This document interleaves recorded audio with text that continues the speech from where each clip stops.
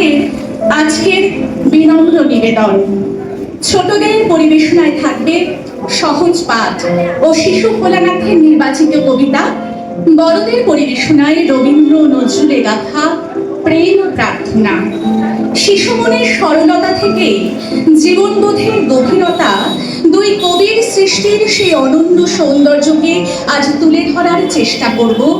আসুন কবিতা ও সংস্কৃতির এই সুন্দর আসরের শুভ সূচনা করি।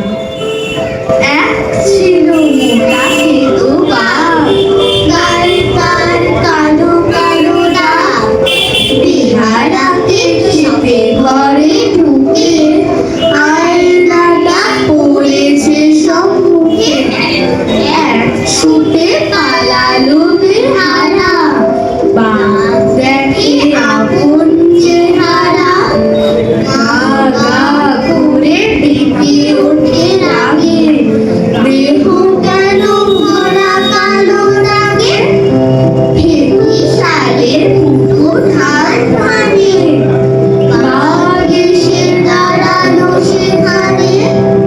ফুলের সৌন্দর্য বলে চাই বলে ও কথাটা কি যে জন্মেও শুনিনি তা